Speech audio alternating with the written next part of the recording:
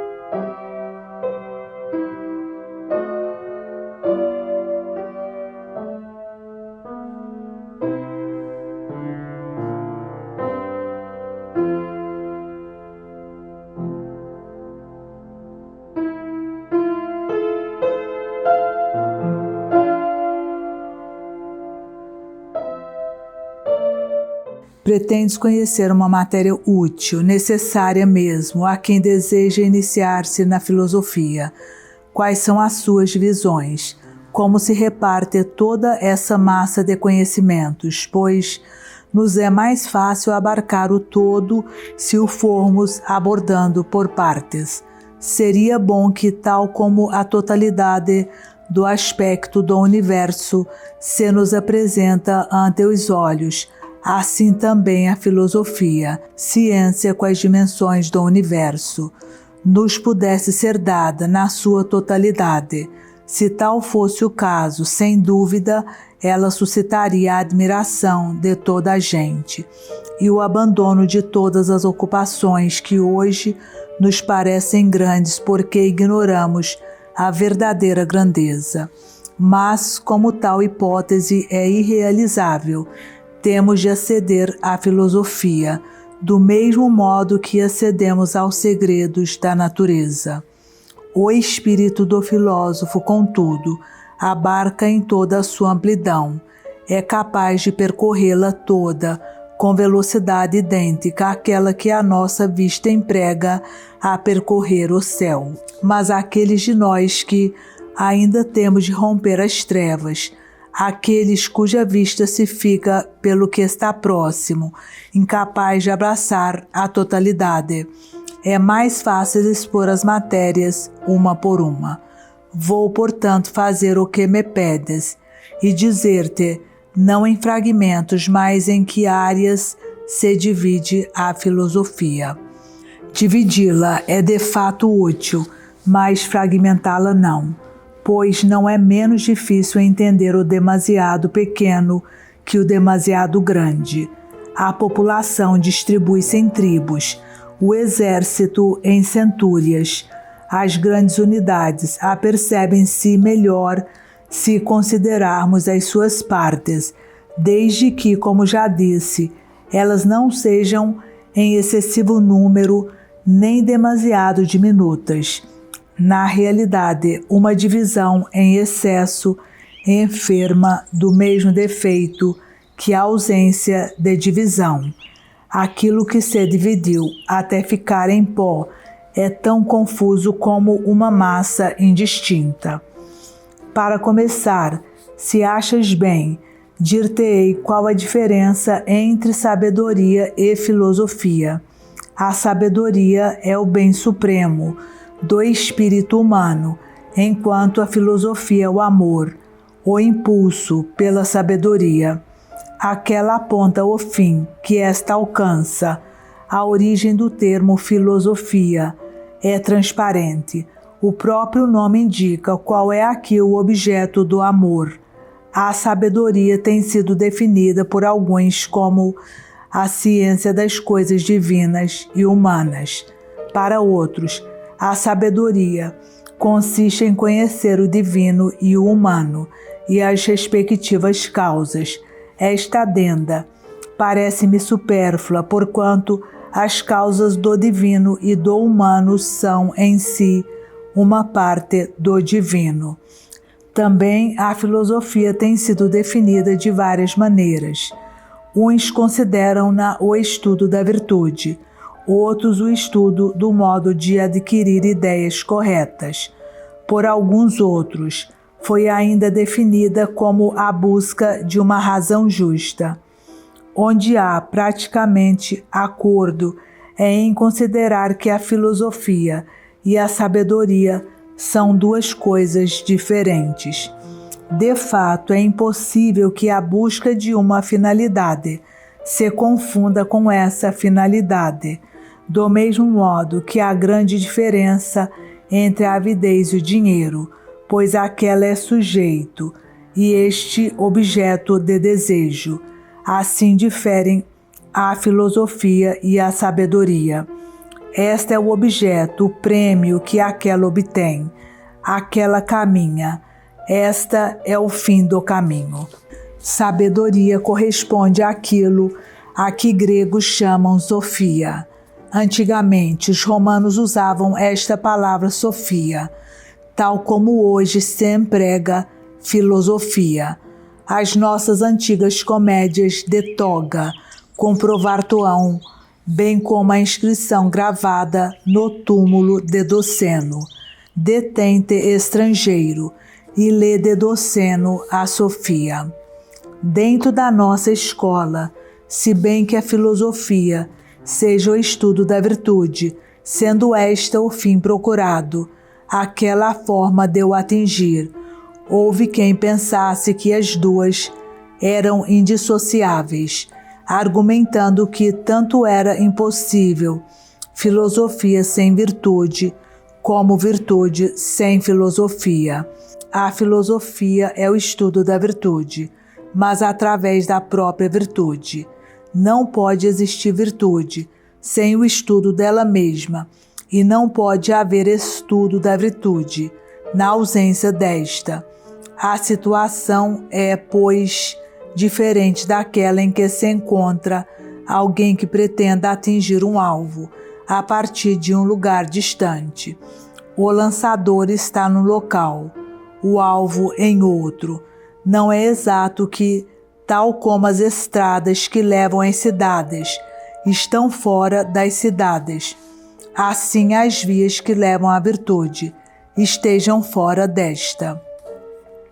A virtude chega-se através dela mesma. A filosofia e a virtude são duas coisas inseparáveis. A maioria dos filósofos, e os melhores de entre eles, consideram três partes na filosofia: a ética, a física e a lógica. A primeira forma o caráter, a segunda estuda a natureza, a terceira estuda o valor dos vocábulos, a estrutura do discurso e as formas de argumentação. Não vá a falsidade sobrepor-se à verdade, mas também se encontram autores que dividem a filosofia no número inferior ou superior de partes. Alguns peripatéticos introduziram como quarta parte a política, porquanto esta exige uma exercitação particular e se ocupa de uma matéria específica.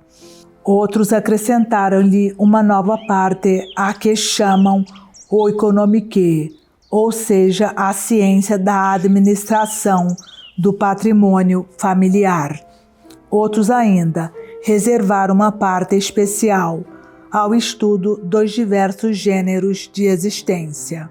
Na realidade, qualquer dessas matérias tem o seu lugar próprio na ética. Os epicuristas admitiram somente duas partes na filosofia: a física e a ética. A lógica rejeitaram-na. Em seguida, porém, como se vissem compelidos à necessidade de evitar as ambiguidades e de desmascarar as falsidades escondidas sob a aparência de verdade, acabaram por introduzir uma área, a que chamaram sobre as regras do juízo, ou seja, a lógica com outro nome, considerando-a como parte introdutória à filosofia natural. Os cirenaicos excluíram simultaneamente a física e a lógica, contentando-se, portanto, com a ética. Também eles, contudo, introduziram com outro nome aquilo que tinham excluído.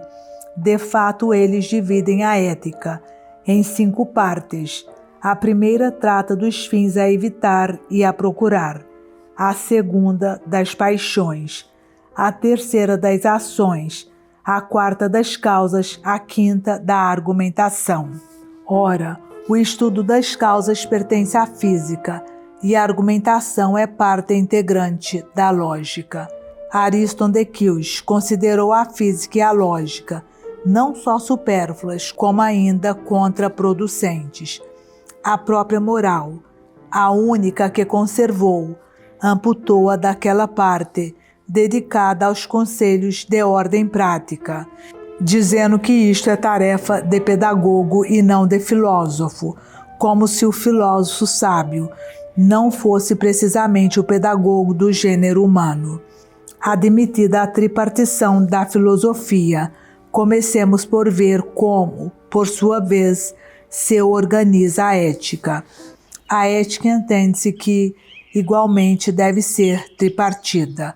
A sua primeira parte consiste na análise e atribuição do valor legítimo a cada coisa, na apreciação de como cada coisa deve ser valorizada. Esta parte é sobremaneira útil, pois o que há de mais necessário do que saber dar às coisas o justo valor. A segunda parte ocupa-se das tendências, a terceira, enfim, das ações. Antes de mais, em verdade, tu deves ajuizar quanto cada coisa vale. Em seguida, manifestar para com cada uma tendência controlada e na medida justa. Finalmente, importa que estejam de acordo a tua tendência e a tua ação, de modo que em todos os teus atos te mostres consequente contigo mesmo. Se alguma das 3 partes faltar, todo o sistema fica alterado. De que te serve, afinal, teres construído uma justa e completa escala de valores, se fores demasiado impetuoso nas tuas tendências? De que te serve saber moderar as tendências e dominar os desejos se, ao empreenderes uma ação, não souberes decidir o momento, a natureza, o local e o modo oportunos de a levar a cabo? Uma coisa é conhecer o valor justo de cada coisa. Outra, a conjugação das oportunidades. Outra ainda, dominar os impulsos e empreender uma ação, sem precipitações. A vida só estará de acordo consigo mesma, quando a ação não desmentir o impulso, e quando o impulso for à medida do valor de cada coisa, mostrando-se mais ou menos intenso, conforme essa coisa merecer que a procuremos. A filosofia natural divide-se em 2 partes, o estudo dos seres corpóreos e o estudo dos seres incorpóreos. Cada uma destas admite, por assim dizer, diversos graus. No estudo dos corpóreos, há que distingui-los. Uns são os seres geradores, outros os que são gerados. A estes dá-se o nome de elementos. A parte que trata dos elementos, segundo alguns, é simples. Segundo outros, contém o estudo da matéria, o da causa responsável pelo movimento, o dos elementos propriamente ditos. Resta-me indicar a divisão da filosofia racional. Todo discurso ou é contínuo ou é dividido por 2 interlocutores em sistema de pergunta e resposta. Ao estudo deste segundo tipo, costuma chamar-se dialétique, ao do primeiro, retorique. A retorique ocupa-se das palavras, das ideias, da estrutura do discurso. A dialétique divide-se em 2 partes, os termos e os significados. isto é, os conceitos que queremos exprimir e os vocábulos pelos quais os exprimimos. Ambas as matérias podem ainda sofrer uma divisão em pormenor, mas eu vou pôr aqui um ponto final, limitando-me a percorrer os altos cumes. Pois, de outro modo, se quisesse enumerar todas as partes de cada parte, acabaria por compor um manual exaustivo.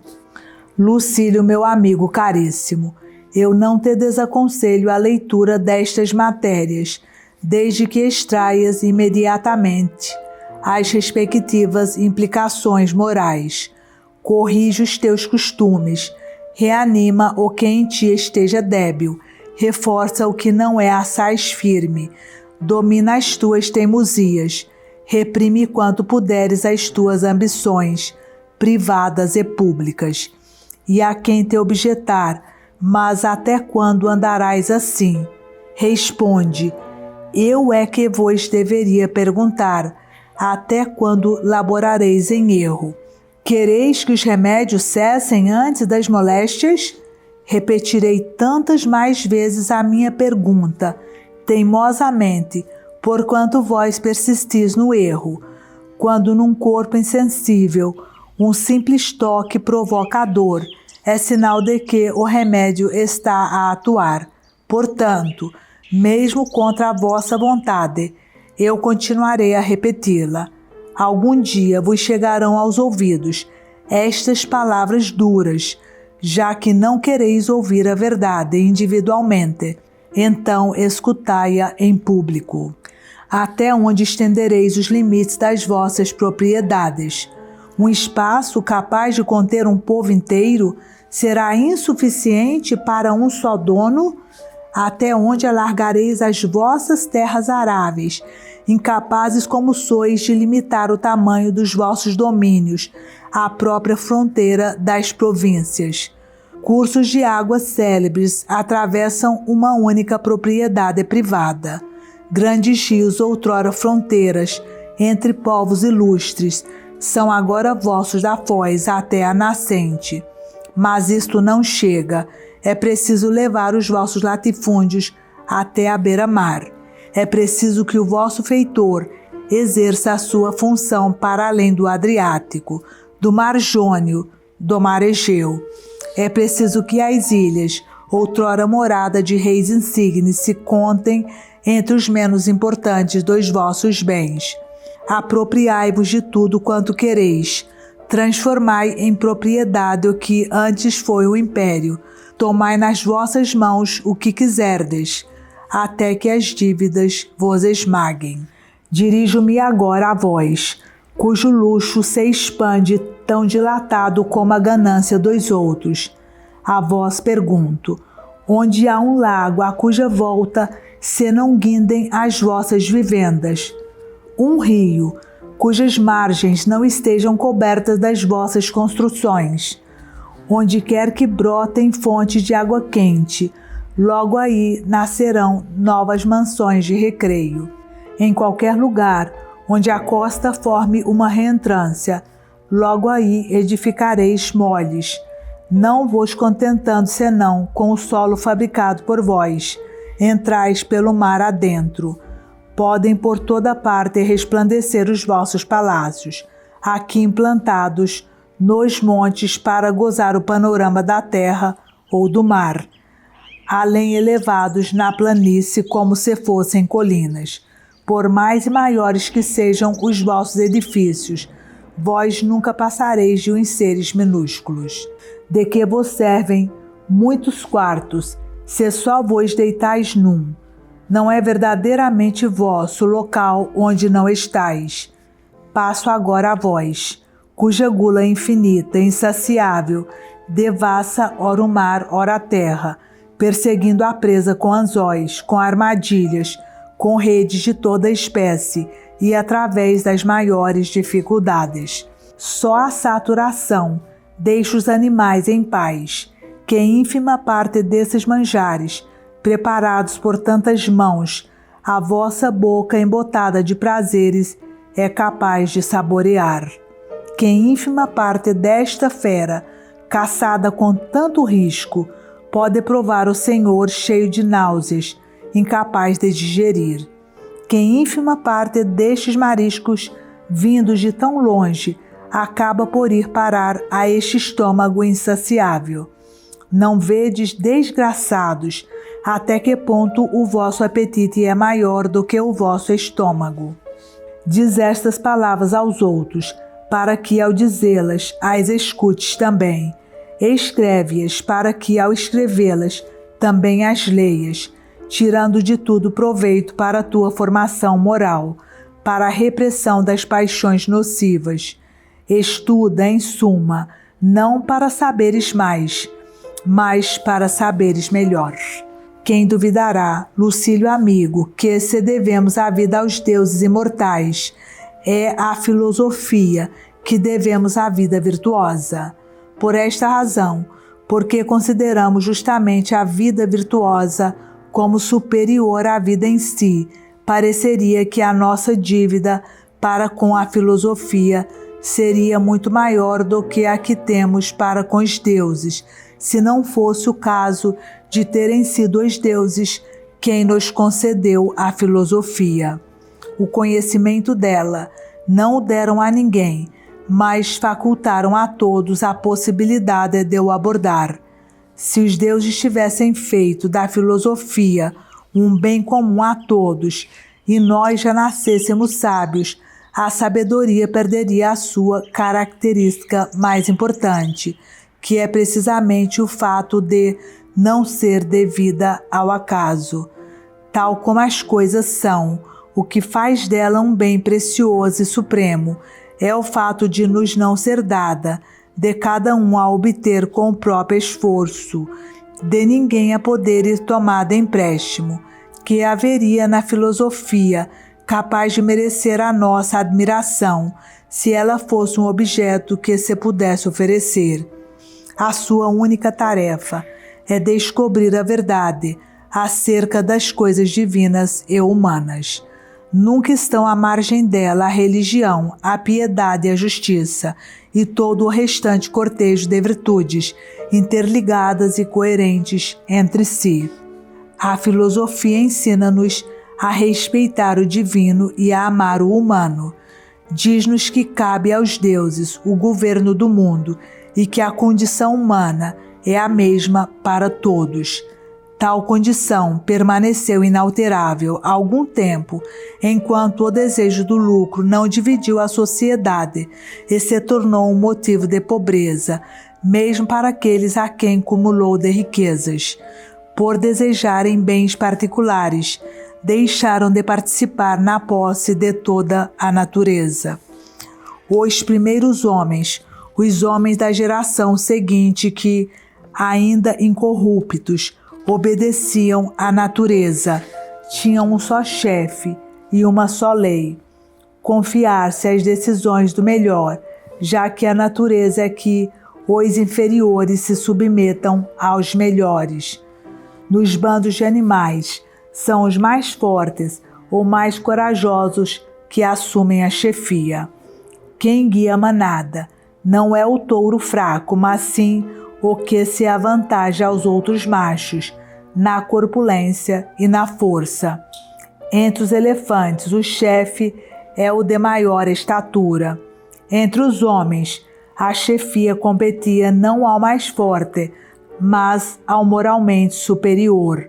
O chefe era eleito pelas suas qualidades, e por isso os antigos povos viviam em perfeita felicidade, já que era impossível o mais poderoso não ser simultaneamente o melhor.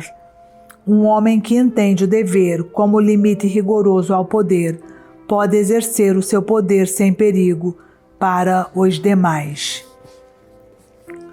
Naquela época a que sois chamar-se a Idade de Ouro, o governo estava nas mãos dos sábios. Tal é a opinião de Posidônio. Os sábios impediam a violência, protegiam os mais fracos dos mais fortes, indicavam o que se devia ou não fazer, apontavam o que tinha ou não utilidade. Graças à sabedoria, providenciavam para que nada faltasse ao seu povo. Graças à coragem, mantinham afastados os perigos. Por meio dos seus benefícios, distribuíam bem-estar e prosperidade entre os súditos. Para eles, governar era o exercício de um dever e não a mera posse do poder. Ninguém tentava experimentar contra eles as suas forças, pois a eles deviam essas forças.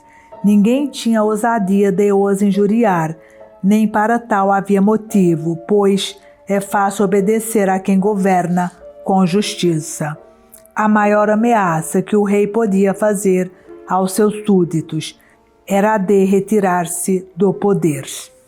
Quando a gradual irrupção dos vícios transformou a realeza em tirania e se tornou necessário o recurso às leis, foi inicialmente aos sábios que se recorreu para as elaborar. Solon, o homem que deu a Atenas a base da sua legislação, contou-se entre o grupo dos chamados Sete Sábios. Se Licurgo tivesse vivido na mesma época, seria certamente o oitavo desta lista venerável. São famosas as leis de Zaleuco e de Carondas, e não foi no foro ou no átrio dos jurisconsultos, mas sim no secreto e quase sagrado retiro dos pitagóricos, que eles aprenderam as leis que formularam para uso da Sicília, então florescente, e, através da Itália, para uso da própria Grécia.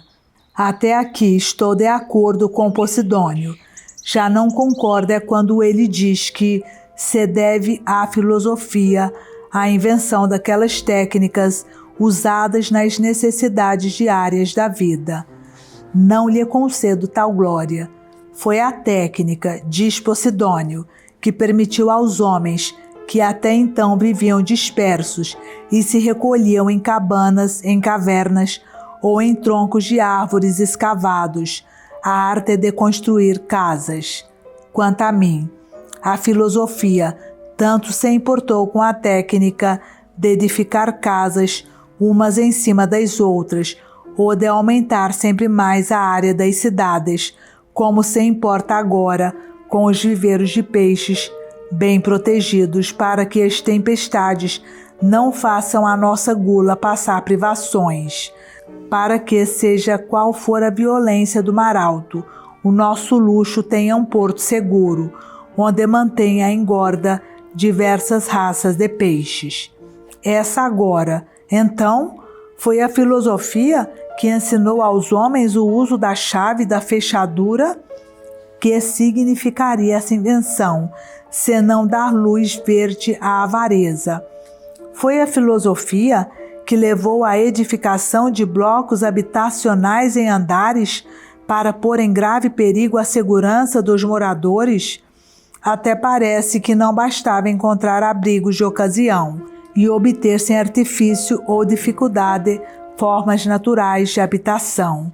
Podes crer, época feliz foi essa que precedeu o aparecimento dos arquitetos e dos estucadores, o hábito de cortar rigorosamente as madeiras, detalhar certeiramente as traves, fazendo a serra cortar segundo traços marcados previamente. Acompanha os primeiros passos da irrupção do luxo, já que os primitivos cortavam com cunhas uma madeira branda. Não havia ainda o costume de construir grandes salas destinadas a banquetes solenes. Não se transportavam pinheiros ou abetos em longas filas de carroças, com o estrépito de fazer tremer um bairro inteiro, para que nessa sala se pudesse fixar ao teto pesados caixotões dourados. Simples barrotes fixos de ambos os lados escoravam as habitações. Um telhado feito de ramos e folhagens, disposto obliquamente, permitiu o escoamento até das maiores chuvadas. Em casas deste tipo, os homens viviam em segurança. Sob um teto de colmo, habitavam homens livres, entre paredes de mármore e ouro. vive hoje a servidão. Igualmente discordo de Posidônio quando ele atribui aos sábios a invenção das várias ferramentas. Pela mesma ordem de ideias, seriam os sábios quem imaginou a arte de caçar com armadilhas ou visco, ou de cercar de matilhas os vales profundos. Tais invenções são de atribuir ao engenho humano, mas não à sabedoria. Discordo ainda da sua atribuição aos sábios da descoberta das minas de ferro e de cobre, a partir da observação de metais fundidos em filões superficiais, após um incêndio de floresta ter deixado a terra calcinada. Não, quem descobre estes metais são os homens, para quem eles têm valor. Também me parece ociosa, ao contrário do que sucede a Posidônio, a questão de saber se o que se utilizou primeiro foi o martelo ou as tenazes. Ambos os utensílios foram criação de um espírito engenhoso e arguto, mas sem elevação nem grandeza de ânimo, e o mesmo se dirá de tudo o que se tem de ir buscar a terra, de dorso curvado e olhos fixos no solo. O sábio não precisa de instrumentos sofisticados, pois se mesmo no nosso tempo ele se contenta com estilo de vida mais simples.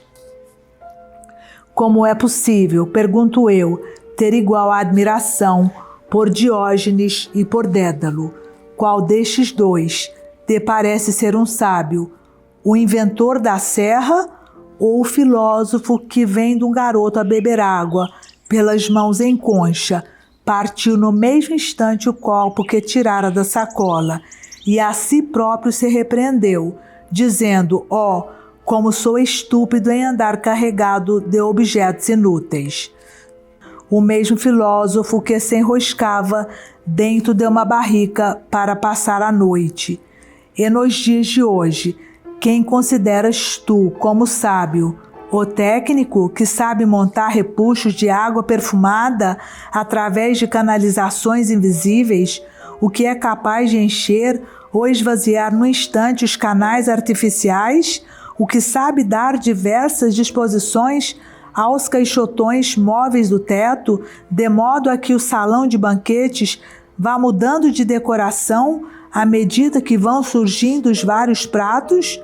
Ou antes, aquele que demonstra a si mesmo e aos outros que a natureza não nos impõe nada, que seja duro e difícil, que para termos uma casa não carecemos de marmoristas ou marceneiros, que para nos vestirmos não dependemos do comércio da seda, em suma, que para dispormos do essencial, a vida cotidiana, nos basta aquilo que a terra nos apresenta à superfície.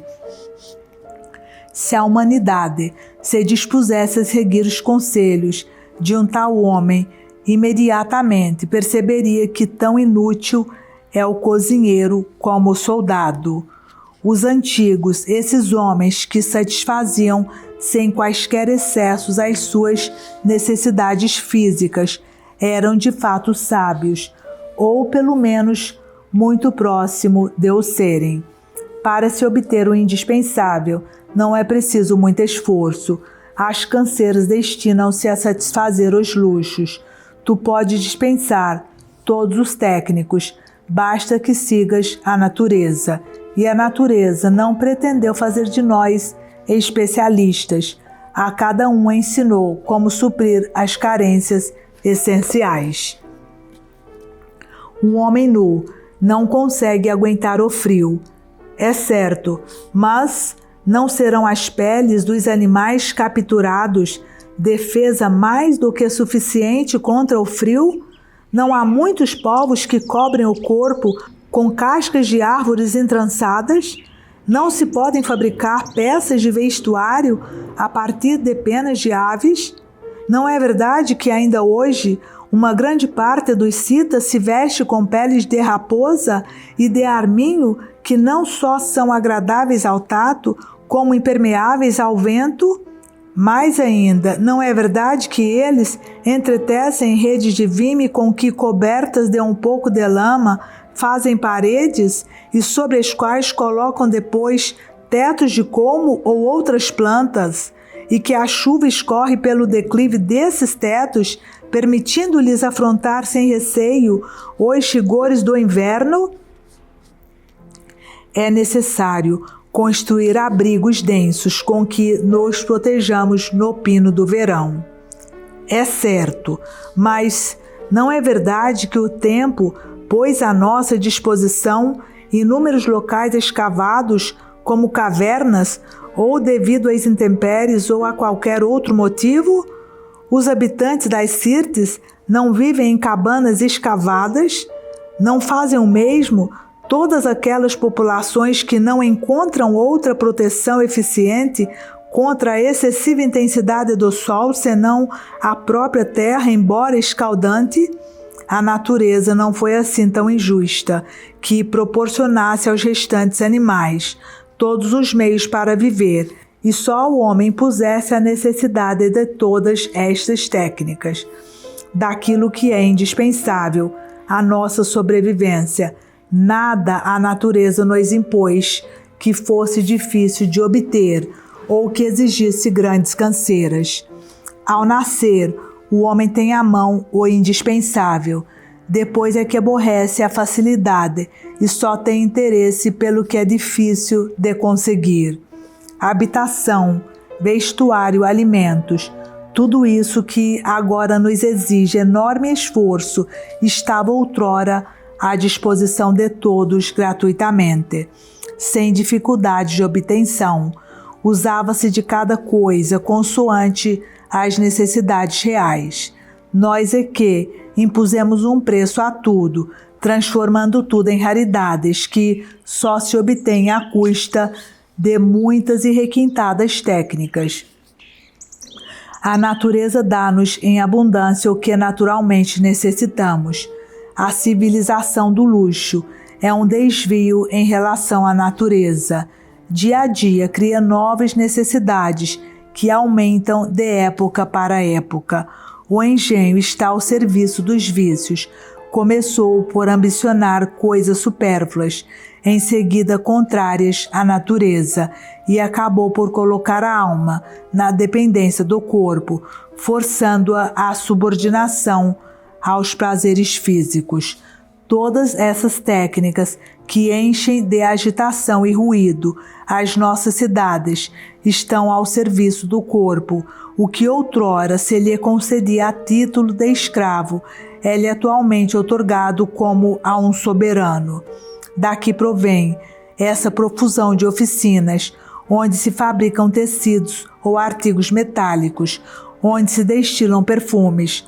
Todas essas escolas de dança sensual, de canto sensual e efeminado.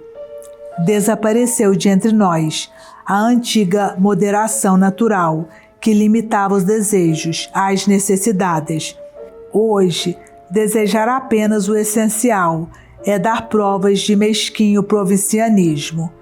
É espantoso, caro Lucílio, como o fascínio das palavras consegue desviar da verdade até mesmo os grandes espíritos. Verifica-se isto em Posidônio, um dos homens a quem, segundo penso, a filosofia mais deve. E aí o temos a descrever primeiro como é que se enrolam uns fios e se puxam outros, até formar uma teia mole e pouco firme. Em seguida, como é que a teia, esticada por pesos, é urdida verticalmente, como é que é introduzido o fio vertical, e como este, uma vez que ao entrar afrouxa o peso exercido na trama, é obrigado pelo pente a unir-se estreitamente aos restantes fios, e por fim atribui também aos sábios a invenção da tecelagem, esquecendo-se que posteriormente se descobriu uma técnica mais sofisticada, segundo a qual o tear é fixo ao montante, a travessa separa os fios, no meio da urdidura passa a lançadeira pontiaguda, a trama que os dentes do largo pente fixam. que pensaria Posidônio ao ver os teares de hoje, onde se fabricam tecidos inteiramente transparentes e tão inúteis para o corpo como incapazes de resguardar o pudor. Passa depois aos trabalhos do campo e, com igual eloquência, descreve como o solo é revolvido uma e outra vez pelo arado, para que a terra se torne mais propícia ao crescimento das raízes. Refere-se depois às sementeiras e à necessidade de arrancar à mão as ervas daninhas que possam prejudicar o desenvolvimento das searas. Também estas técnicas, diz Posidônio, são obra dos sábios, como se não víssemos constantemente os agricultores aplicarem-se a descobrir novos modos de acrescer a fertilidade dos terrenos. Como se tudo isto ainda fosse pouco, Posidônio vai ainda mandar o sábio para o moinho. E aí o temos a explicar como o sábio foi conduzido pela imitação da natureza até o fabrico do pão. Cito as suas palavras: os cereais, introduzidos na boca, são triturados pelo choque dos dentes, uns contra os outros. A língua encarrega-se de reconduzir aos dentes algum grão que se escape, depois são umedecidos com saliva para que assim escorreguem mais facilmente pelo esôfago. Ao chegarem ao estômago, são cozidos à temperatura constante natural. Finalmente são assimilados pelo organismo. Da observação deste modelo, alguém tirou a ideia de, à semelhança dos dentes, sobrepor duas mós de pedra rugosa, das quais uma permanecia fixa, enquanto a outra se movia sobre ela. Pela fricção das duas pedras, os grãos começam por quebrar-se e, com a continuação, vão sendo triturados até se tornarem em pó. A farinha é depois misturada com água, é amassada e a massa dá-se a forma de pão. O pão era a princípio cozido sobre cinza quente ou no recipiente de barro, sobreaquecido. Mais tarde veio a descobrir seu forno e outras maneiras de regular a produção do calor. Pouco faltou a Posidônio para atribuir também aos sábios a arte do sapateiro. Todas essas invenções são evidentemente imputáveis à razão, mas de modo algum à forma superior de razão. São descobertas feitas pelo homem, mas não pelo sábio.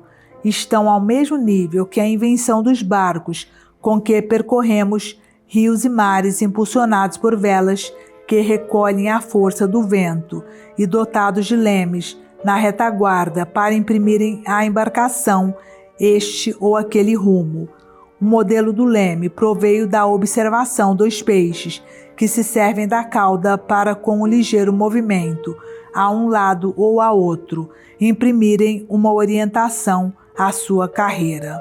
Todos estes inventos, diz Posidônio, pertencem ao sábio, que, no entanto, entregou a sua execução a artífices mais humildes por os achar pouco dignos de si. Não é correto. Os autores de tais inventos situam-se no mesmo nível dos homens que, ainda hoje, os põem em prática. Certas técnicas, é bem conhecido, surgiram já nos nossos dias. Por exemplo, o uso de placas de pedra translúcida nas janelas, ou os balneários instalados sob estufas, ou o uso de canalizações metidas na parede, de modo a que todo o espaço seja aquecido por igual.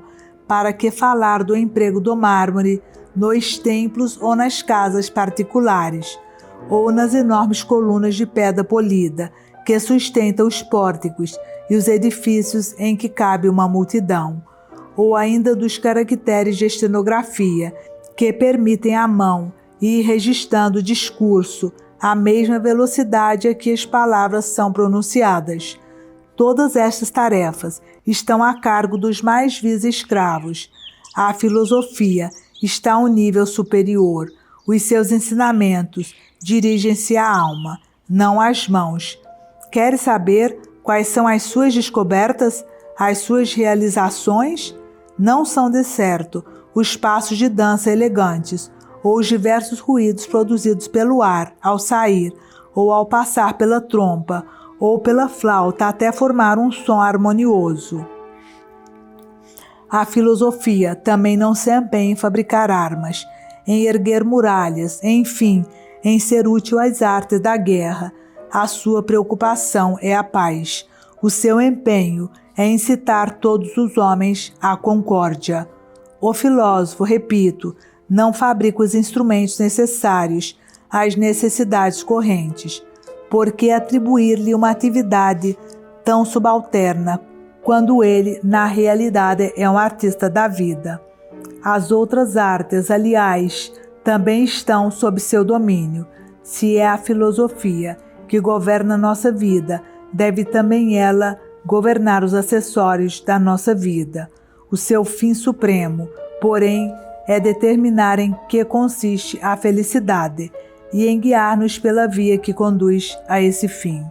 A sua tarefa é distinguir os males reais dos males aparentes, é libertar os espíritos de vãs ilusões, é instilar neles uma grandeza efetiva e reprimir as exageradas aparências, derivadas de juízos fúteis, é evitar toda e qualquer confusão entre grandeza real e presunção.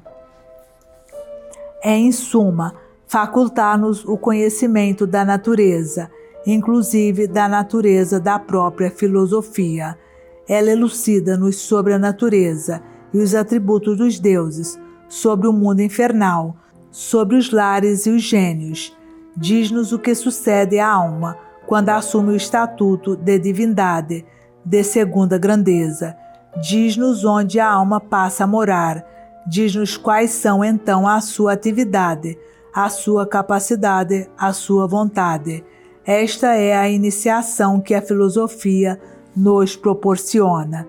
Iniciação que nos abre as portas, não de um santuário de província, mas do templo sublime de todos os deuses, do próprio universo, cujo verdadeiro aspecto, cuja verdadeira face dá a conhecer ao nosso espírito, já que a visão não alcança um tão grandioso espetáculo. A filosofia passa em seguida a estudar os princípios do universo, como o todo é permeado pela razão eterna, como a energia específica de cada germe é responsável pela configuração própria de cada ser. Seguir-se-á o estudo da alma, de onde provém, onde reside e quanto tempo dura, de que parte se compõe. Após a análise dos seres corpóreos, vem o estudo dos incorpóreos e dos argumentos que demonstram a sua realidade. Finalmente, discute-se o aparecimento da ambiguidade, quer na vida, quer na linguagem, porquanto em ambas se verifica a presença do verdadeiro e do falso. Quanto a mim, ao contrário do que pensa Posidônio, o sábio não passou a rejeitar as artes manuais, pela boa razão de que nunca as praticou. O sábio, de fato, nunca julgaria que merecia a pena inventar qualquer coisa que, em seu entender, não fosse para usar sempre, ou seja, não inventar hoje, o que abandonaria amanhã. Diz Posidônio, foi Anacarses quem inventou a roda do oleiro, cuja rotação serve para modelar os recipientes de barro, mas, como Homero já faz menção da roda de oleiro, Posidônio prefere considerar falsos os versos em vez da sua história. Eu, por mim, tenho que Anacarses não foi o inventor da roda. Se o foi, teremos o caso de um sábio que produziu o invento, mas não a título de sábio. Há muita coisa que os sábios fazem a título de homens e não de sábios. Imagina, por exemplo, um sábio que seja rápido a correr. Ele vencerá os adversários na corrida por ser rápido, não por ser sábio. Gostaria de poder mostrar a Posidônio um vidreiro capaz de modelar pelo sopro o vidro, em diversíssimas formas que dificilmente um artífice hábil de mãos conseguiria obter. E esta arte foi inventada depois de terem deixado de aparecer sábios. Disse que foi Demócrito quem inventou o arco de abóbada, colocando em semicírculo as pedras umas sobre as outras e rematando no centro com uma pedra de fecho. Esta afirmação é de certeza falsa. Obviamente, foram construídas pontes e portas rematadas com arcos de volta inteira, anteriormente a Demócrito.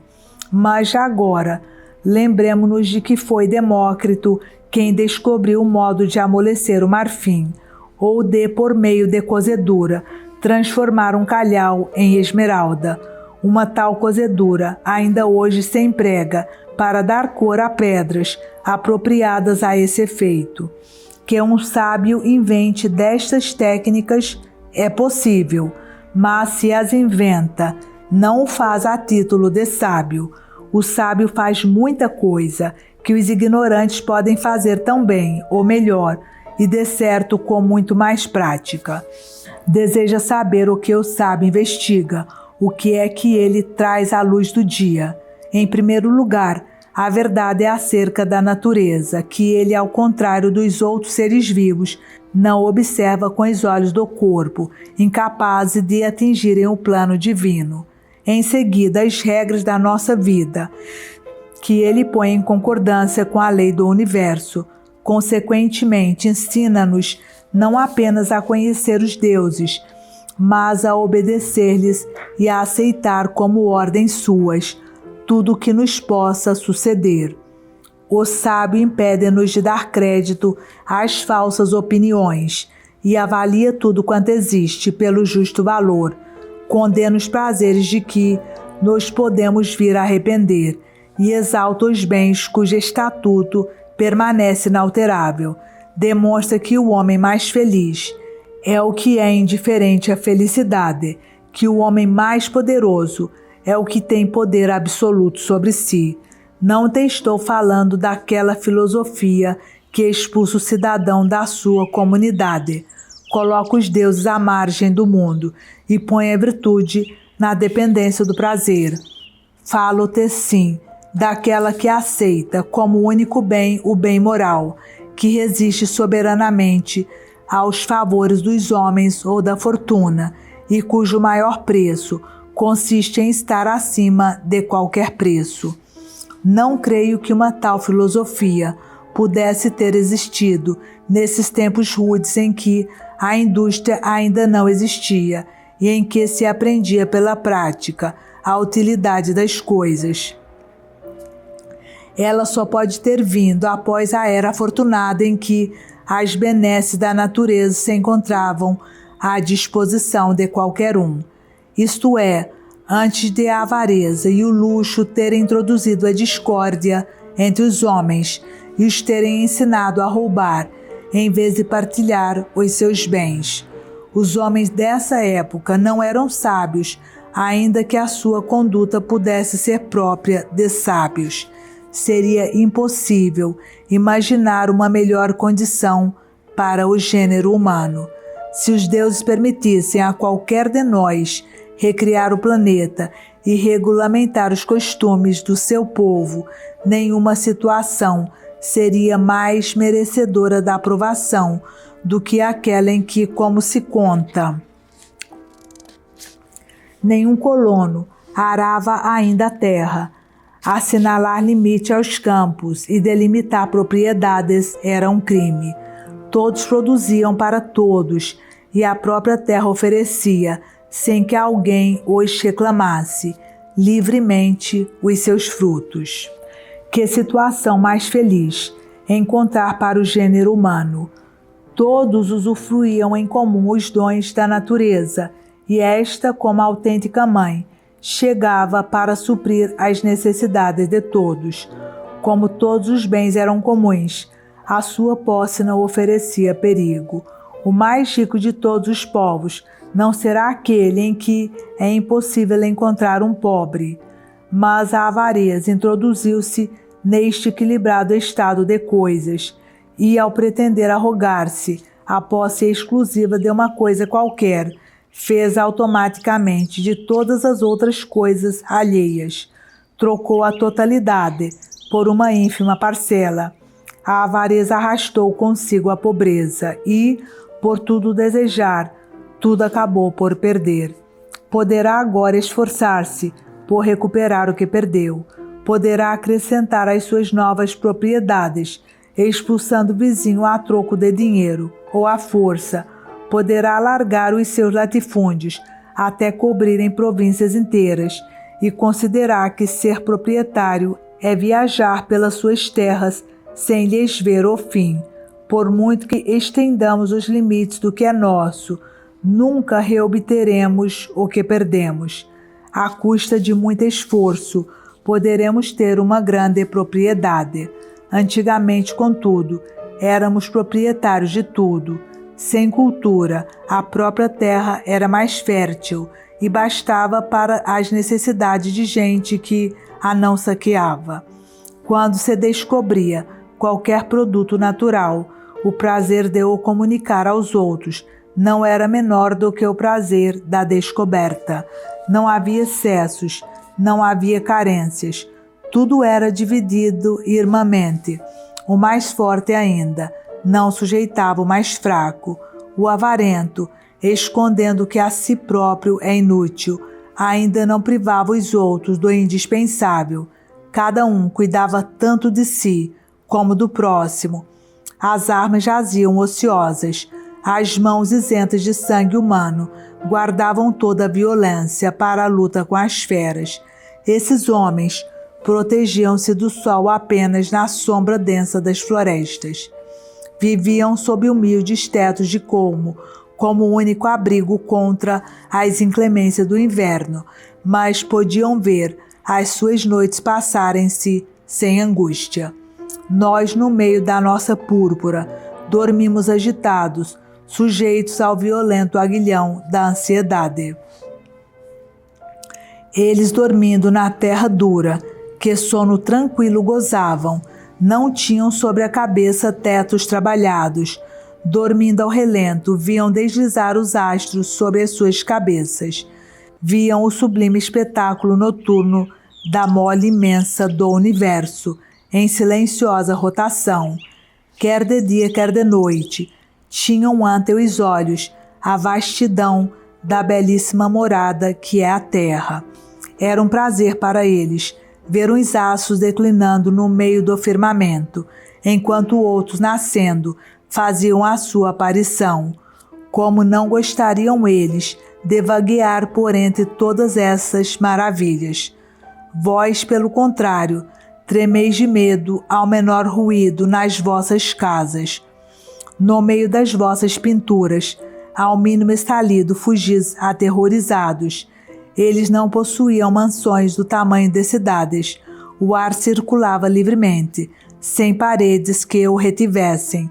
A sombra ligeira de um penhasco ou de uma árvore, fontes transparentes, ribeiros correndo espontaneamente e não forçados a seguir um curso artificial através de hábeis canalizações, prados belos sem o mínimo artifício e no meio de tudo uma habitação campesina, trabalho das suas mãos rústicas.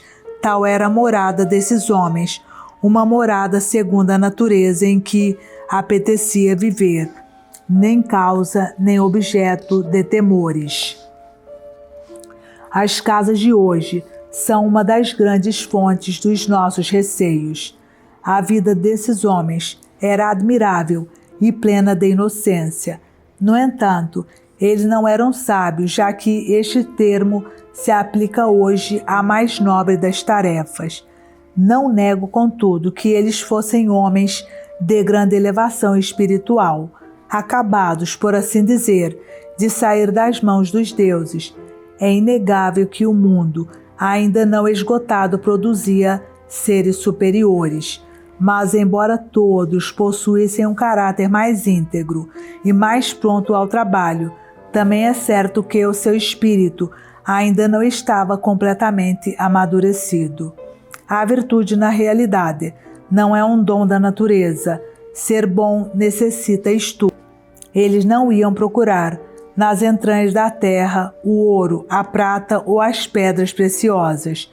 Eram compassivos para com os animais. Vinham ainda longe os tempos em que o homem mata o seu semelhante, não no impulso de cólera ou de medo, mas apenas para gozar o espetáculo.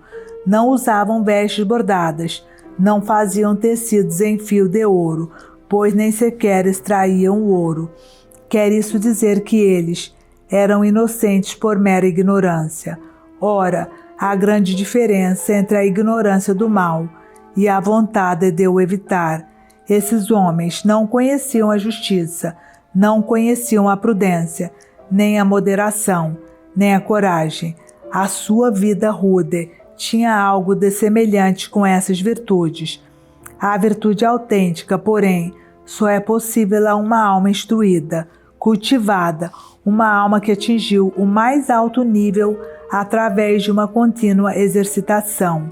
Tendemos para este nível, mas não o temos já de nascença, mesmo nos homens melhores.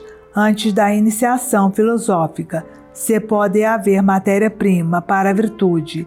Não existe ainda a virtude. O nosso amigo liberal anda entristecido com a notícia do incêndio que devastou a colônia de Lyon. E, de fato, uma calamidade destas afligiria qualquer pessoa, quanto mais um homem tão apegado à sua terra natal. Este acidente faz com que ele não consiga encontrar aquela firmeza de ânimo que julgava possuir, embora, na realidade, ele só estivesse preparado para desgraças que concebia como possíveis. Neste caso, contudo, dada a inexistência de precedentes, é perfeitamente natural que ele não estivesse preparado para o embate. É que incêndios, muitas cidades os têm sofrido, mas nenhuma ficou totalmente arrasada. Mesmo quando exércitos inimigos lançam fogo às habitações, muitos lugares há em que as chamas não pegam, e embora por vezes se reatem, raramente devoram tudo, de modo a não deixar as armas à conclusão da tarefa. Terremotos também dificilmente terá havido algum, tão intenso e destruidor que arrasasse cidades inteiras. Nunca, enfim, uma cidade foi pasto de um incêndio tão violento que não sobejasse uma parte para o incêndio seguinte. Em Lyon, uma única noite, deitou por terra inúmeros edifícios monumentais, tais que cada um só por si faria o orgulho de muitas cidades. Em plena paz, Lyon sofreu mais destruições do que teria sofrido no meio da guerra. Quem acreditaria em tal? Por todo lado, as armas mantêm-se tranquilas. O mundo inteiro goza a mais completa segurança. De Lyon há pouco orgulho da Gália, nem sequer se encontra o sítio. A todos os homens que a fortuna espetacularmente tem vitimado, deixou-lhes um certo espaço de tempo para encararem com apreensão a aproximação da desgraça. Nenhuma calamidade houve que não tivesse levado algum tempo a consumar-se. No caso de Lyon, apenas uma noite separou a cidade esplendorosa da cidade inexistente. Numa palavra, a cidade foi aniquilada em menos tempo do que eu levo a contar-te. Todos esses fatores perturbam o espírito do nosso liberal, ele que, em relação à sua situação pessoal, mostra sempre a máxima firmeza de ânimo. Convenhamos que há motivos para ele se deixar perturbar. Desgraça inesperada é mais difícil de suportar. Além disso, o próprio ineditismo torna as calamidades mais dolorosas, pelo que seu espanto ante a catástrofe já é enorme, a dor consequente é ainda maior. Por isso mesmo, nós, estoicos, nunca nos devemos deixar apanhar de improviso. O nosso espírito deve prever todas as circunstâncias, deve pensar não no que sucede habitualmente, mas em tudo quanto pode vir a suceder, se a fortuna assim o quiser, a que não pode ela reduzir um homem, por muito próspero que seja. E não é verdade que, quanto mais uma coisa é bela e suntuosa, mais a fortuna se dispõe a abatê-la. Que para a fortuna nada é duro o edifício, a via que ela trilha nunca é sempre a mesma, nem sequer é muito batida. Umas vezes faz de nós mesmos os autores dos nossos males, outras, tirando partido dos seus recursos próprios, inventa calamidades sem responsável direto. Nenhum momento está isento de perigo. No meio dos prazeres, originam-se as causas da dor. No meio da paz, nasce a guerra. Os instrumentos da segurança transformam-se em motivo de apreensão. O amigo torna-se um rival, o companheiro passa a ser um inimigo.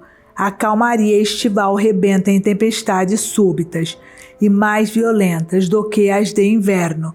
Sofremos violências, mesmo sem inimigos. E se outros motivos não houver, o próprio excesso de bem-estar nos causará qualquer dissabor. O homem mais moderado não está imune à doença. O mais robusto pode apanhar uma tuberculose. O mais digno e honesto dos cidadãos pode ser condenado. Uma desordem pode vitimar mesmo os de vida mais retirada. O acaso escolhe sempre um atalho inesperado para mostrar toda a sua força aos homens que fazem por esquecer-se dele. Todo o patrimônio acumulado ao longo de anos e anos de esforço, sob a proteção da contínua benevolência divina, pode ser destruído e dissipado num único dia. E ao dizer um único dia, já estamos a dar um grande prazo à aproximação do infortúnio. Uma hora, um mero instante chega para derrubar o império. Seria um certo alívio para a nossa fragilidade e para a de todas as obras do homem, se tudo levasse tanto tempo a ruir, como levou a edificar. Só que enquanto o processo de crescimento é lento, a destruição é sempre rápida. Na vida privada ou na vida pública, nada há que permaneça estável. Sejam homens, sejam cidades, o destino está sempre em mudança. O perigo pode surgir na mais pacífica das situações, mesmo sem nenhumas causas exteriores de perturbação. O mal pode irromper donde menos se espera. Quantos impérios, incólumes no meio de guerras, civis ou externas, ruíram sem que ninguém os derrubasse. Quantas foram, afinal, as cidades que conheceram sem perigo o seu período de esplendor? Devemos ter sempre no espírito estas considerações e robustecer o ânimo contra todas as eventualidades. Medita no exílio, na tortura, na guerra, nos naufrágios. Um golpe do acaso pode afastar-te da pátria ou privar-te da pátria, pode atirar contigo para o deserto. Pode suceder que esta cidade em que a multidão mal consegue mover-se venha a tornar-se um deserto.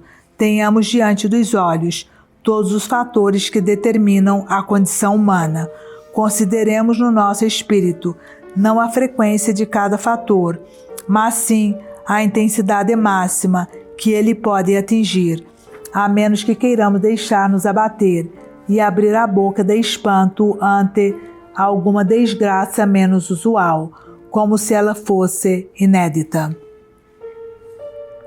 Devemos pensar na fortuna, na sua máxima força.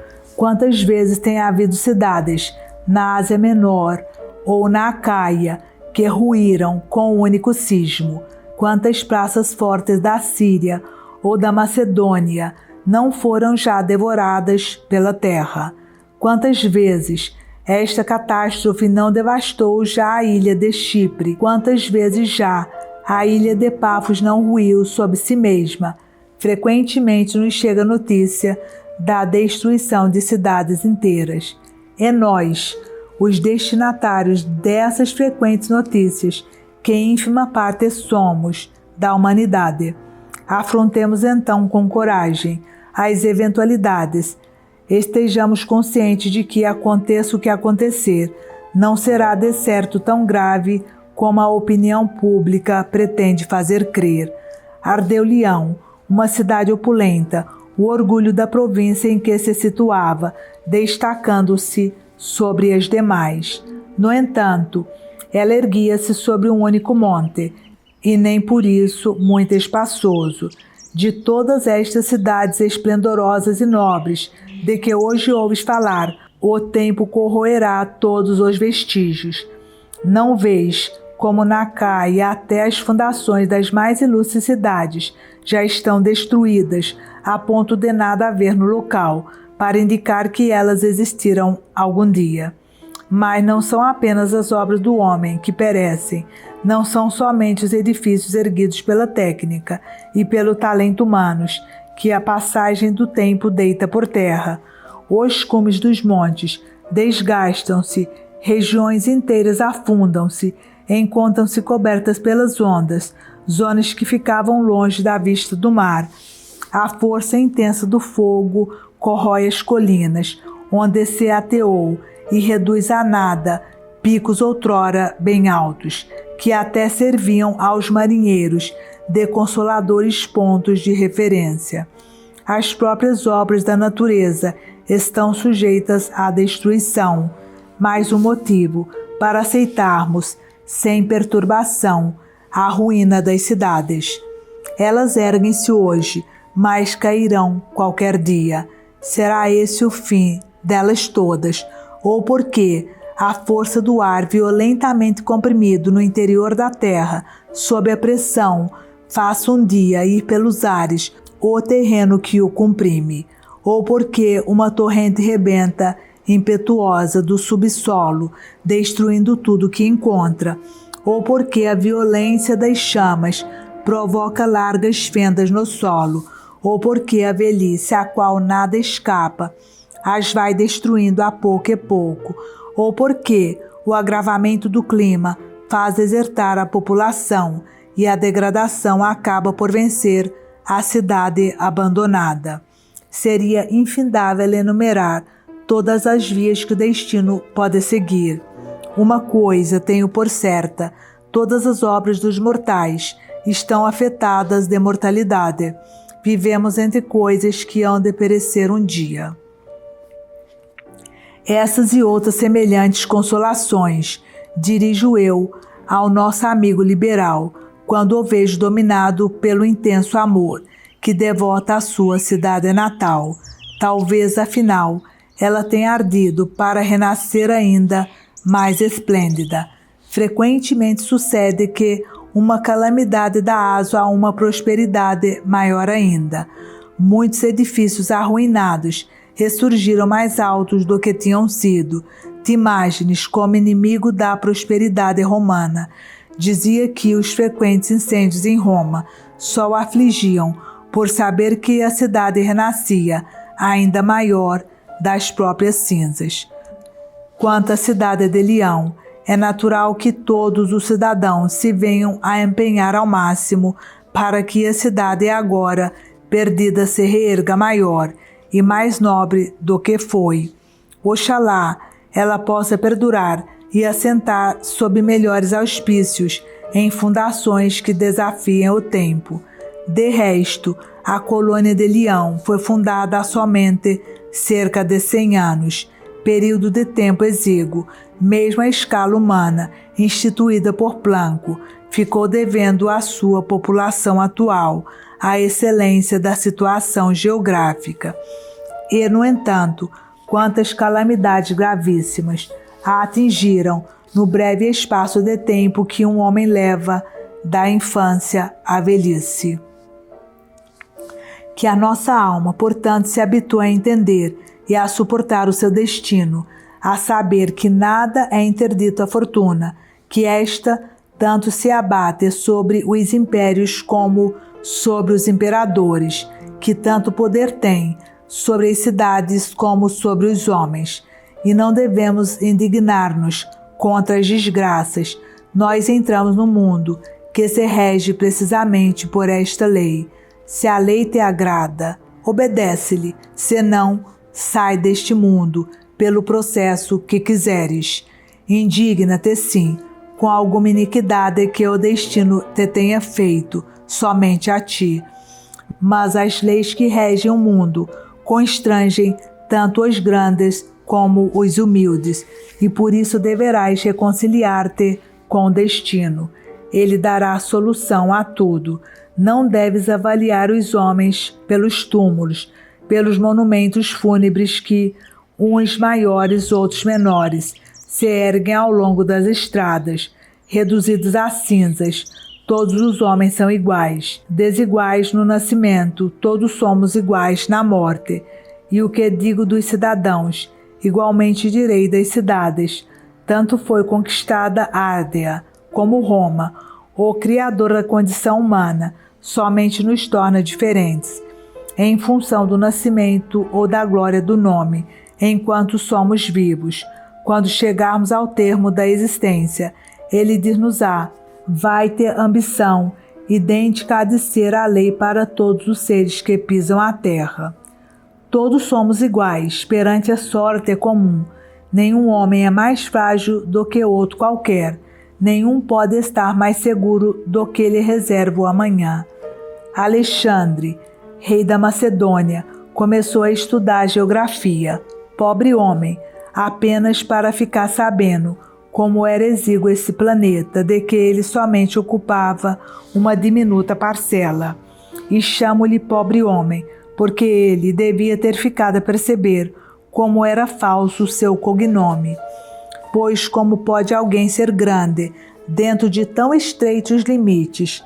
A matéria que lhe davam a estudar era complicada e exigia um grande esforço de atenção para ser assimilada, ou seja, estava para além das capacidades de um homem nervoso que só pensava em conquistar para lá dos oceanos. Disse Alexandre ao mestre: ensina-me uma matéria fácil. Ao que o outro respondeu: esta matéria é igual para todos, e para todos igualmente difícil. Imagina que a natureza nos fala deste modo: estas leis de que te queixas são as mesmas para todos os homens. Não posso tornar mais fáceis de aceitar por quem quer que seja, mas quem quer que seja as pode tornar, se quiser, mais fáceis de aceitar por si próprio. Sabes como? Com calma e paciência.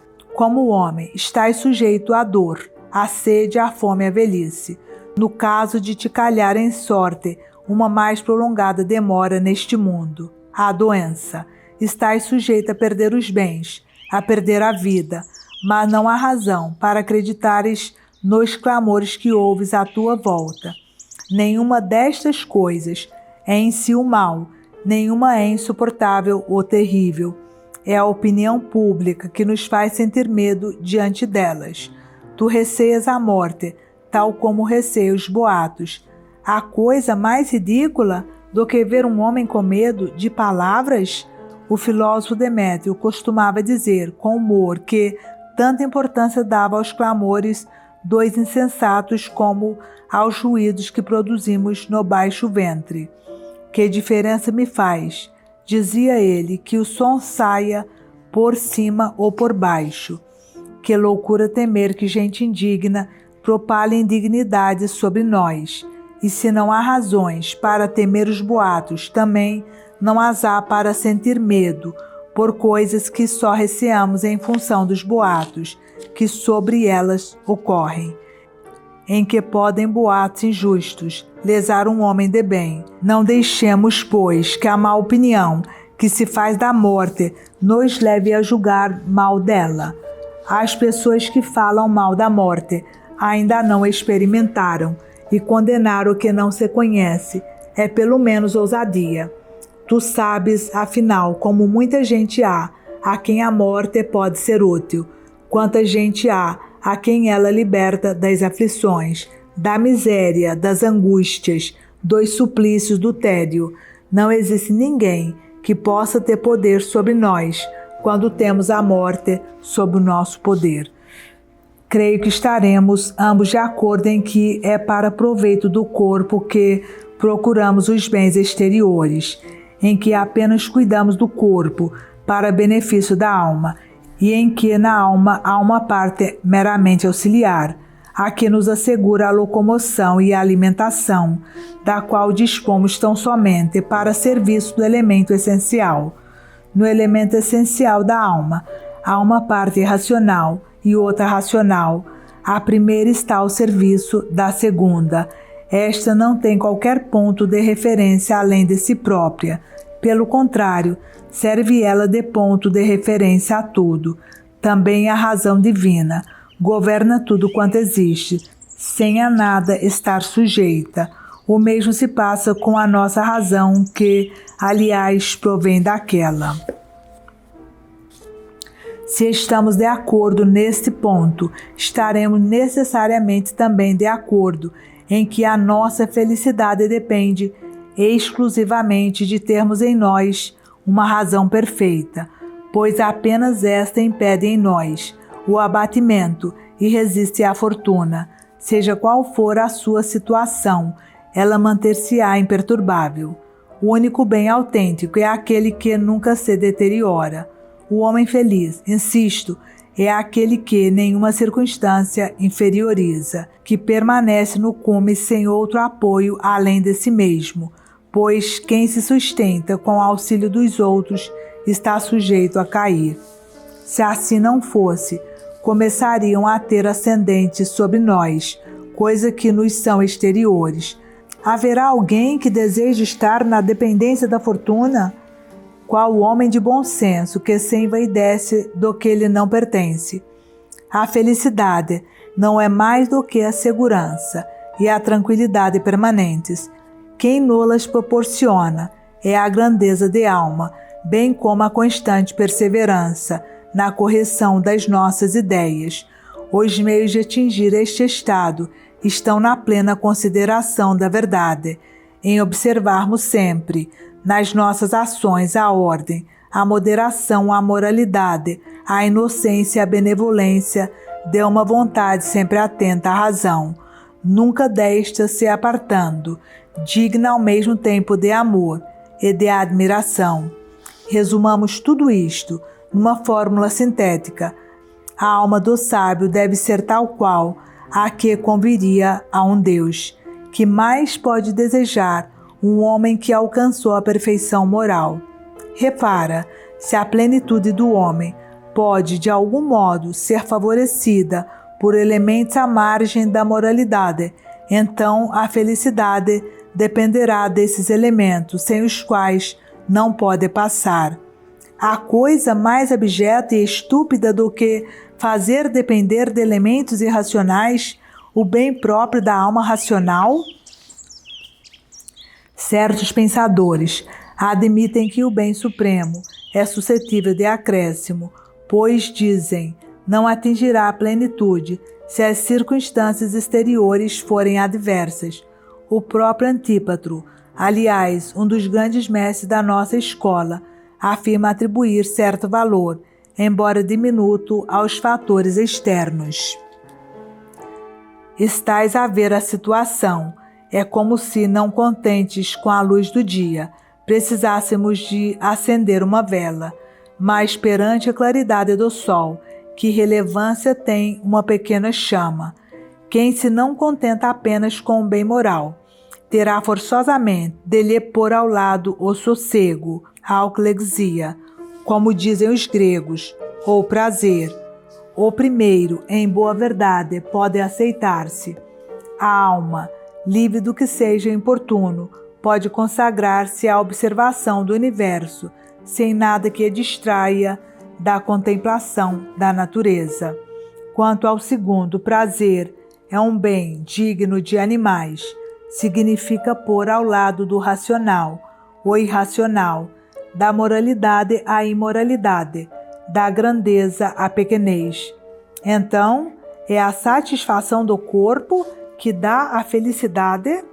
Já agora, por que não acrescentais que, se o paladar está satisfeito, tanto basta para o homem estar satisfeito?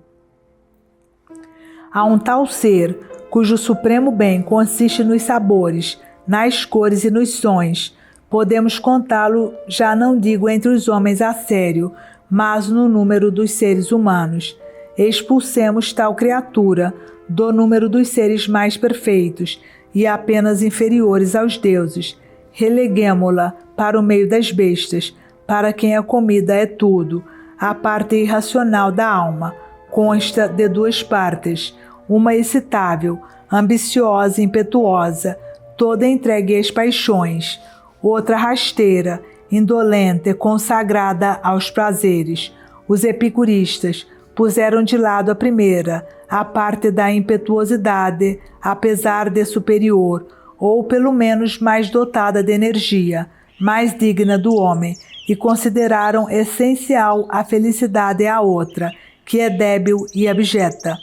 Puseram ao serviço desta a razão, rebaixaram e desvirtuaram o supremo bem do mais nobre dos seres vivos, fizeram dele uma mistura monstruosa de elementos díspares e incongruentes entre si. Vem-nos à memória o retrato que Virgílio faz de Sila.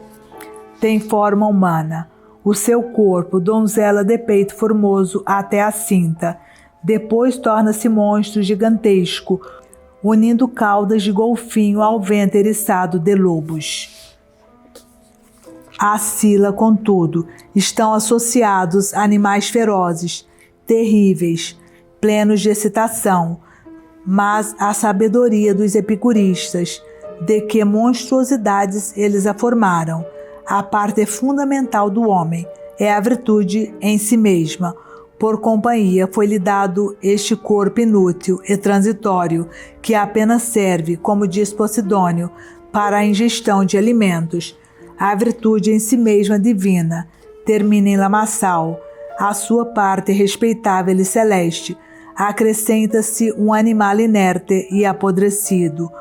O sossego, em todo caso, se em si de nada servia a alma, pelo menos afastava os obstáculos. O prazer vai mais longe, debilita a alma, rouba-lhe toda a energia. Que combinação mais díspara de elementos se poderia inventar? Ao lado do máximo vigor, coloca-se a maior indolência, da maior austeridade, a falta de seriedade, da maior pureza, a intemperança capaz de ir até ao incesto, que pretende dizer, objetar-me-ão, tu não desejas gozar de boa saúde, de sossego, de ausência, de sofrimento, se isso te não impedir de alcançar a virtude? Claro que desejo, mas não porque sejam bens em si mesmos, e sim porque são conformes à natureza, e porque eu os emprego com discernimento. O que neles há de bom é apenas isto, serem criteriosamente escolhidos. Se eu visto uma roupa decente, se passeio sem ademanes, se janto com conta e medida, o meu jantar, o meu passeio ou a minha roupa não são bens por si mesmos. O bem está apenas na minha intenção, em relação a eles, na minha capacidade de manter em qualquer ocasião a plena conformidade com a razão. Digo-te mais, a escolha de roupa limpa é algo próprio do homem, pois o homem é, por natureza, um animal limpo e cuidado. Não é, portanto, a roupa limpa, mas sim a escolha de uma roupa limpa, que é um bem em si, já que o bem não está na coisa, mas na qualidade da nossa escolha. A moralidade está na nossa forma de agir, não no ato concreto que praticamos, e fica sabendo que o mesmo que disse da roupa, direi também do nosso corpo. O corpo é uma vestimenta dada à alma pela natureza. É como um véu que a rodeia. Quem é que alguma vez apreciou os trajos em função do valor da arca? Não é a bainha que faz a espada boa ou má. O mesmo te digo, portanto, a respeito do corpo. Se me for dada a escolha, preferirei a saúde e a robustez física. Mas o bem está no meu discernimento ao escolher, e não no objeto da escolha. Outra objeção. É certo que o sábio é feliz. No entanto, ele não atingirá o supremo bem, caso as suas condições naturais o não favoreçam. quem possui a virtude. É certo que não é desgraçado, mas não pode ser maximamente feliz quem for privado de certos bens naturais, como a saúde e a integridade física. Vós, epicuristas, aceitais o que pareceria ser mais duro de aceitar, que um homem não é desgraçado e pode até ser feliz, mesmo sujeito a intensas e prolongadas dores, mas recusais o mais fácil, que esse homem possa ser sumamente feliz. Ora, se a virtude pode conseguir que um homem não seja desgraçado, mais facilmente conseguirá que seja sumamente feliz. Vai menos distância da felicidade, a máxima felicidade, do que da desgraça à felicidade. Então, uma coisa que é capaz de pôr no número dos felizes um homem esmagado por 1000 calamidades, não conseguirá fazer o pouco que resta, fazê-lo sumamente feliz? Faltar-lhe-ão as forças, mesmo no fim da subida. Na vida há coisas vantajosas e coisas desvantajosas. Umas e outras não dependem de nós. Se um homem de bem não é desgraçado, mesmo que oprimido por todas as adversidades, como não será sumamente feliz, só por carecer de uma ou outra vantagem? Tal como o peso das contrariedades o não reduz à infelicidade, também a carência de vantagens o não afasta da suma felicidade. Tanto será sumamente feliz, sem vantagens, como, mesmo sob o peso da adversidade, se não sente desgraçado. Ou então, se o sumo bem pode sofrer decréscimo, também poderá ser-lhe arrancado. Dizia eu há pouco que a chama de uma vela nada acrescenta à luz do sol, pois a claridade deste faz desaparecer toda a luz que sem ela seria visível. Há coisas, dir-me-ão, que podem fazer barreira ao sol, só que o sol permanece tal qual é mesmo diante das barreiras, ainda que algo se interponha e nos impeça de vê-lo, nem assim ele deixará de brilhar e seguir o seu curso. Quando ele, luz atrás das nuvens, não é menos intenso, nem anda mais devagar do que quando o céu está limpo. Há uma grande diferença entre meter-se apenas à frente ou impedir mesmo a passagem. Semelhantemente, o que se mete à frente da virtude em nada diminui, ela não será menor, conquanto possa brilhar menos. Talvez ela não seja tão evidente e nítida à nossa vista, mas permanece idêntica perante si mesma, e tal como o sol, obscurecido por algum obstáculo, continua a agir, ou seja, contra a virtude, tem os infortúnios, os sofrimentos e as injúrias, tanto o poder como a névoa contra o sol. Há também quem diga que o sábio, se tiver um corpo pouco robusto, não é nem desgraçado nem feliz. Também esta posição é errada, já que coloca o acaso ao nível da virtude, e tanta relevância dá à moralidade como ao que de moralidade carece. Pode encontrar-se algo de mais repelente e indigno do que equiparar o que merece respeito e o que merece desprezo? Dignas de respeito são a justiça, a piedade, a coragem, a sabedoria. Desprezíveis são, pelo contrário, coisas como a robustez das pernas, a solidez dos músculos, a saúde e firmeza dos dentes. Tudo coisas que muito frequentemente se encontram entre os homens mais vis. De resto, se um sábio de corpo enfermiço não for considerado nem desgraçado nem feliz, mas lhe atribuirmos como que um estado intermédio, seguir-se-á que a sua vida não suscita nem emulação, nem repulsa. O que há de mais absurdo do que isto? A vida do sábio não suscitar emulação, ou o que há de tão inconcebível como uma forma de vida que não suscita nem emulação, nem repulsa. Aliás, se os defeitos físicos não tornam um homem desgraçado, não o impedem de ser feliz, porquanto quem não tem poder para reduzir alguém a uma condição inferior, também o não terá, para pôr em questão a melhor possível das condições.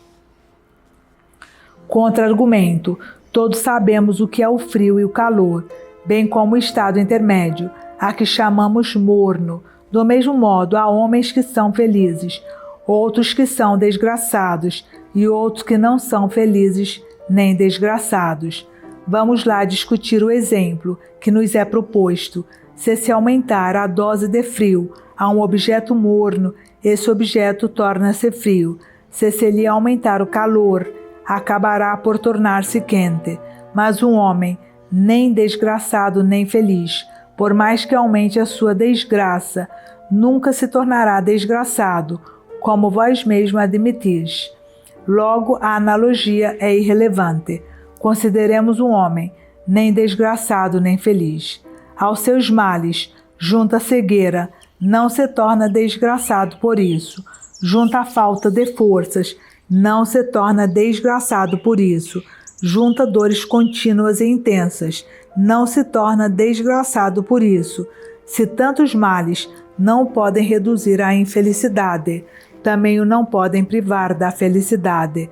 Se, conforme dizeis, o sábio não pode, de feliz que era, transformar-se em desgraçado, não poderá ser também não feliz. Por que razão? Alguém que começa a escorregar por um barranco, a deparar num ponto qualquer, se alguma circunstância há que lhe não permita resvalar até o fundo, então conservá-lo-á no cimo.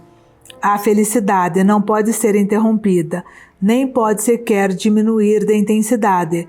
Por isso mesmo a virtude, só por si, chega para obtermos. Venha outra objeção. Como é isso? Então um sábio que tenha tido uma vida mais longa, que nunca tenha sido incomodado pela dor, não é mais feliz do que outro que tem estado sempre em luta com a adversidade? Vejamos. Ele foi melhor por isso? A sua moralidade foi superior? Se tal não foi o caso, então também não foi mais feliz. Para termos uma vida mais feliz, é necessário viver com maior retidão. Se não é possível aumentar a retidão, é impossível também aumentar a felicidade. A virtude não é passível de gradações, logo também a felicidade o não é, porquanto da virtude provém. A virtude é um bem, tal que nem dá conta dos insignificantes acidentes que são a brevidade da vida, a dor, as várias enfermidades físicas. O prazer não é coisa para que a virtude se digne sequer olhar. O mais importante na virtude é a sua independência em relação ao futuro, a sua indiferença pelo cômputo dos dias, por breve que seja o tempo, ao seu dispor. Ela leva à perfeição os bens eternos. Isto pode parecer-nos inconcebível, como algo que excede a natureza humana. Na realidade, medimos a majestade da virtude pela nossa própria debilidade e atribuímos falsamente o nome de virtude aos nossos vícios, pois que não nos parece igualmente inconcebível que um homem sujeito aos maiores padecimentos possa exclamar: sou feliz? E, no entanto, estas palavras foram ouvidas no próprio laboratório do prazer. Este é o meu dia mais feliz, o meu último dia também. Exclamou Epicuro, no meio dos tormentos que lhe causavam a sua dificuldade em urinar e as dores insuportáveis no abdômen ulcerado.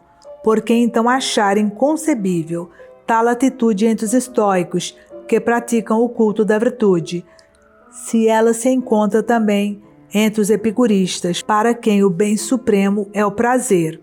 Até estes, apesar de degenerados e de tão baixos ideais, sustentam que o sábio, mesmo no meio das maiores dores, dos maiores infortúnios, nunca será nem desgraçado nem feliz. Aqui está o que se me afigura inconcebível, muito mais inconcebível mesmo. Não consigo entender como é que a virtude, uma vez removida das suas alturas, consegue não resvalar até ao mais baixo nível.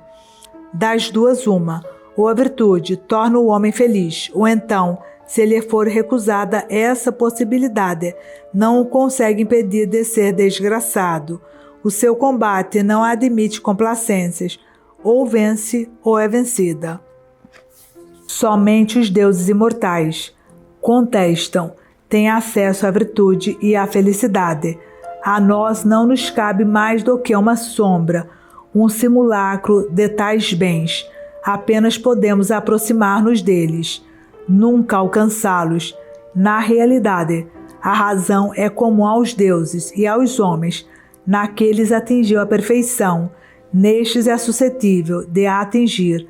São os nossos vícios que nos conduzem ao desespero. Esse outro tipo de homem é como alguém de segundo plano, observador pouco constante, dos mais altos princípios, cujo discernimento está ainda sujeito ao erro e à incerteza. Opte a sua vontade pela acuidade dos olhos e dos ouvidos, pela saúde, por um aspecto físico agradável e também por chegar em perfeito estado ao termo de uma vida bem longa. Poderá levar-se assim uma vida que não dê lugar a arrependimentos. Mas um homem assim, imperfeito, conservará em si um resto de maldade, na medida em que tem uma alma instável, propensa ao mal, embora não se trate de uma maldade cristalizada e inamovível. Não é ainda um homem de bem, está se formando para o bem. Todavia, todo aquele a quem falta algo para ser bom é mau, mas quem tenha dentro de si a virtude e o ânimo, equipara-se aos deuses e, lembrado das suas origens, tende a ir para junto deles. Não há qualquer insolência em tentarmos subir ao lugar donde descemos, e de resto, porque não há admitir que há algo de divino num ser que é parte integrante da divindade. Todo este universo que nos rodeia é uno e é Deus. Nós somos participantes dele, somos como que os seus membros. A nossa alma tem capacidade bastante para se elevar até a divindade, desde que os vícios a não deitem por terra. Tal como a estrutura do nosso corpo está organizada para se erguer em direção ao céu, também a nossa alma, que tem a capacidade para abarcar tudo quanto queira, foi formada pela natureza, com a finalidade de conformar os seus propósitos aos dos deuses, e se porventura usar plenamente as suas forças e se expandir pelo seu espaço próprio, atingirá plenitudes, seguindo uma via que lhe não é estranha. Seria necessário grande esforço para subir ao céu, mas para a alma é um regresso. Desde o momento em que enverede por este caminho, ela avança intrepidamente, sem dar importância a nada mais, sem ligar ao que se compra e vende, sem avaliar o ouro ou a prata, metais bem dignos das trevas em que estavam encerrados, o brilho que revestem aos olhos dos insensatos, mas sim de acordo com a lama, donde os foi arrancar e desenterrar a ambição humana. A alma sabe, insisto, que as verdadeiras riquezas não se encontram onde nós as amontoamos.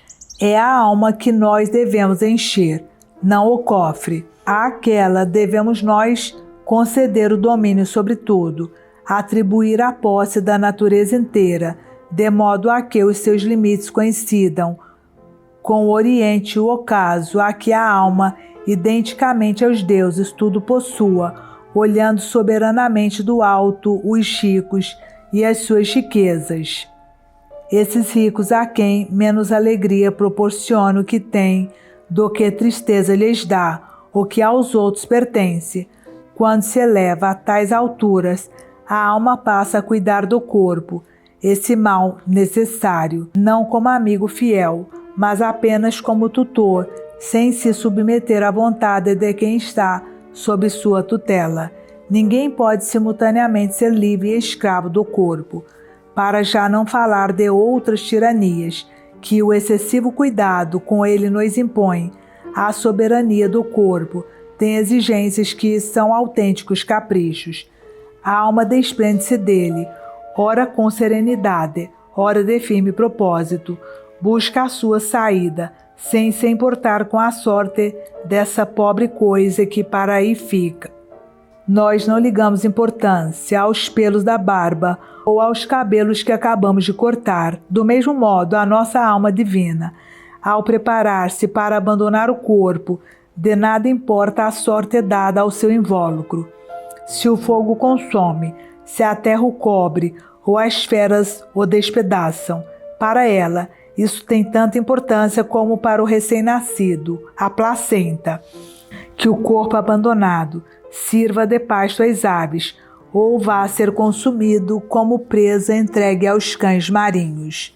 Que importa isso para quem deixou esta vida? Mesmo quando ainda está entre os homens, o sábio não receará as ameaças que, para além da morte, lhe façam todos aqueles que acham pouco inspirar terror até o momento da morte. Nada me assusta, dirá ele, o gancho ignominioso ou a imagem repugnante para quem a contemplar do meu cadáver exposto e dilacerado.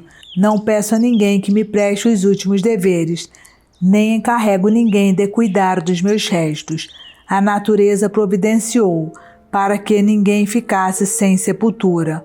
O tempo sepultará todo o corpo que a crueldade humana deixara ao abandono. Mecenas afirmou expressivamente: não quero saber de túmulos. A natureza sepulta os abandonados.